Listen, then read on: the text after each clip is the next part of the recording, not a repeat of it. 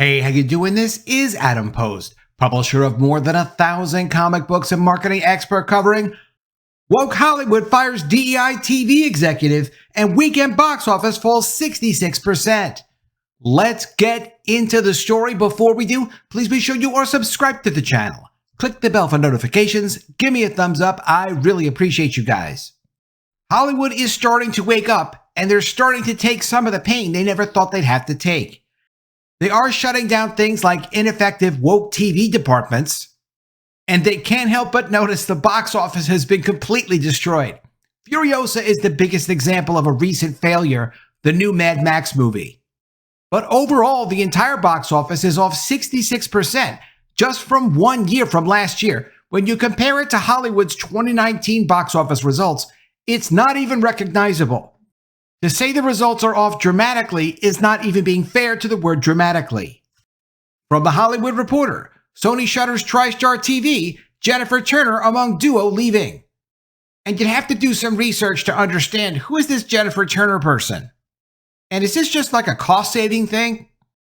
Would they have shut this down anyway? Well, let's take a look at this. 2 sentences from this article starts to give away the story. TriStar TV's mission was to champion diverse, authentic characters and underrepresented voices. Did you say mission was, as if this entire division, this entire department had this mission to champion diverse characters and push out underrepresented voices? And oh, I guess the economics don't actually work, right? Supposedly, those values have since been incorporated into the larger studio overseen by Catherine Pope, to whom Turner reported. Who's Catherine Pope?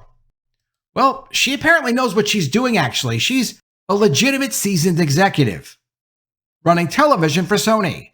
From The Hollywood Reporter, Catherine Pope tapped to lead Sony Pictures television studios. Former head of originals at Charter Communications replaces Jeff Frost in the role atop the studio. Here's some of the things that Catherine Pope worked on. Pope returns to the studio fold after she previously spent a decade atop Universal Television, where she developed hits including Friday Night Lights, 30 Rock, The Office, and Heroes. Ever heard of The Office? Some of these shows that people go on to watch on streaming services and will subscribe to a streaming service just because they have something like The Office on their platform. Yeah, she knows what she's doing, and no, they don't need Jennifer Turner anymore.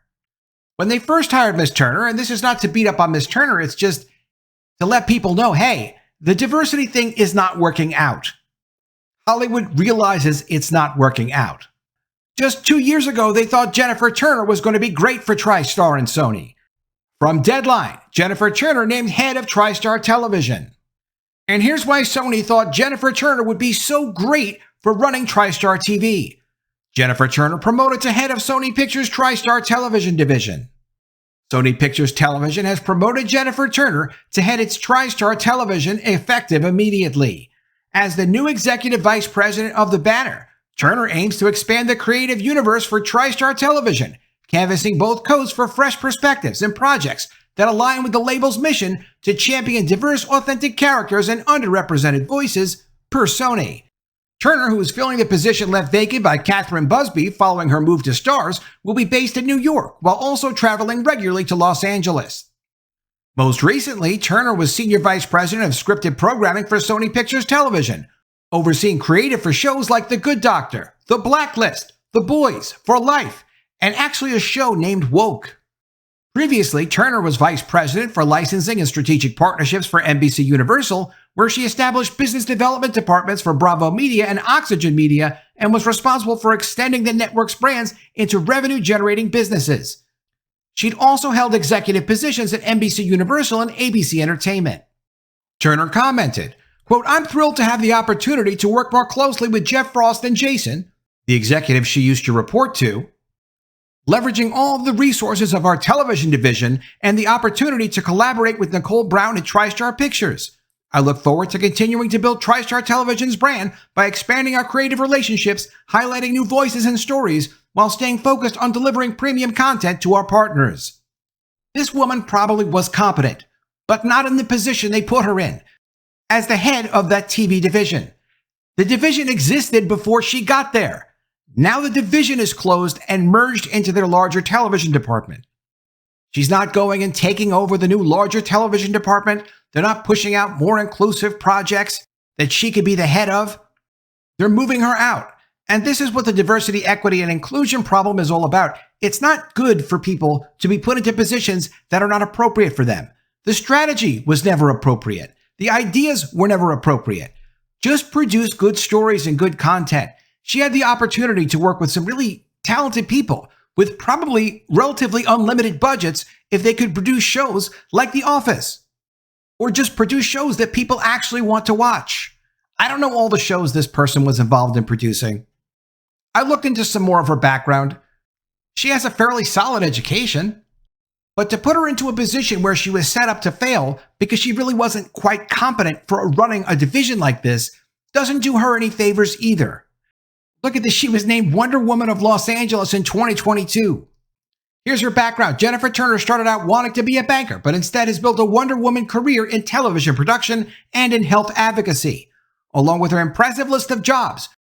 Currently as Executive Vice President of Sony Pictures Television's TriStar Television studio, her academic credentials include a PhD in Public Health and Behavioral Science from Rutgers University, an MBA from Stanford University, and a BA from the Wharton School of Business.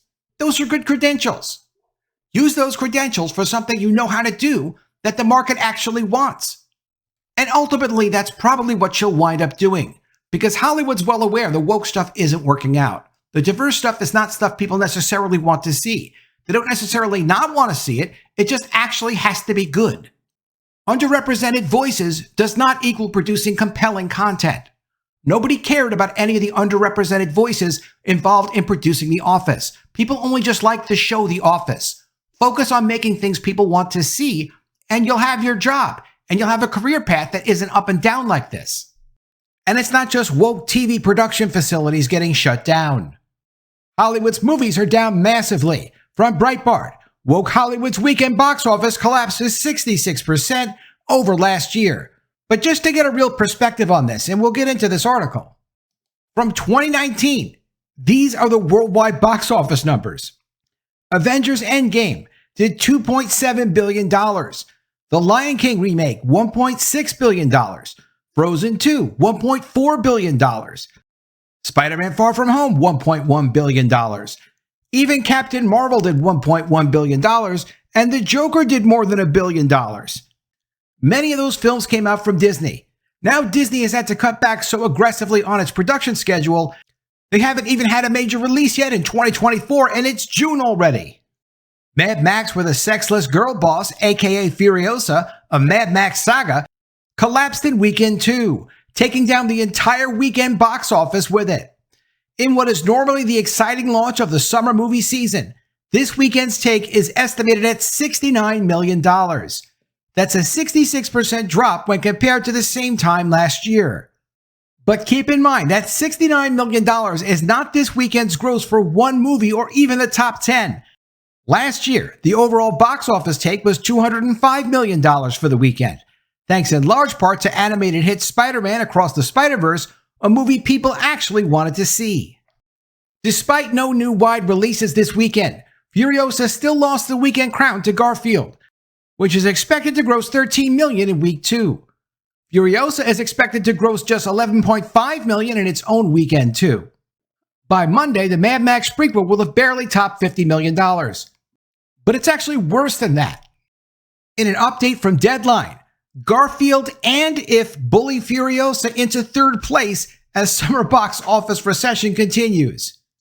So Furiosa crashes so hard that it crashes behind Garfield and behind If, and If has already failed. Garfield is basically a success because the budget for Garfield was only $60 million. Those guys knew what they were doing. They watched their numbers carefully. That's what the studios have to go back to doing, is trying to make money, not just make propaganda. With production and promotional budget, Furiosa is looking at a break-even point anywhere from $400 to $500 million worldwide. This bomb probably won't hit $150 million worldwide. Hollywood and its media sycophants would love to blame toxic fanboys for Furiosa's flopping. But guess what? You don't need guys to turn a movie into a hit. There are around 100 million adult women in America. But where are they? They didn't go see the Marvels either. Today's Hollywood morons take surefire gold geese franchises that guys love, like Mad Max, and ruin them with their woke girl boss nonsense that is deliberately produced to insult that same male fan base. And then, when the movie dies, Hollywood morons blame the very people they insulted for not showing up, while the ladies these movies were supposed to appeal to stay home and watch the girly girl stuff like Taylor Swift videos and the Hallmark Channel. Hollywood's leftist idiots are producing blockbuster after blockbuster for an audience that doesn't exist. Boys and girls are different. Boys like boy stuff. Girls like girl stuff. That's the way it's been since civilization began. And Hollywood losing billions in its failed attempt to rewire human nature has been a lot more entertaining than the product. Normal people, and most of us are normal, cannot relate to effeminate men or masculine women. Those characteristics are usually unappealing and creepy. Much of the magic of movies comes from 1. Wish fulfillment, and 2. Watching appealing characters and stars. Normal guys want to be Brad Pitt in Once Upon a Time in Hollywood. Normal girls want to be Sandra Bullock in anything.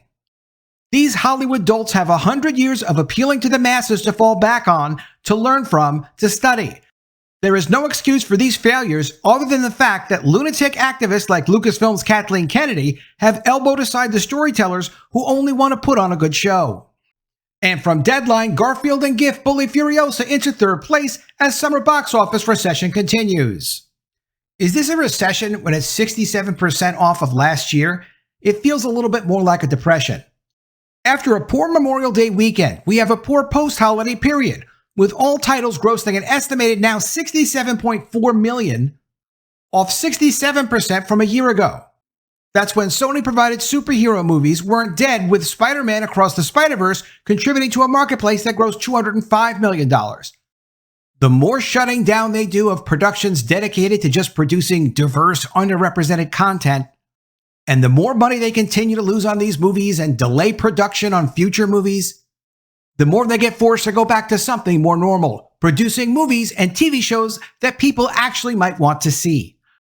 Let me know what you think of all this in the comments below. Always love to see your ideas. Please be sure you are subscribed to the channel. Click the bell for notifications, give me a thumbs up, and I'll see you again soon with another story. And if I don't see you, I will miss you.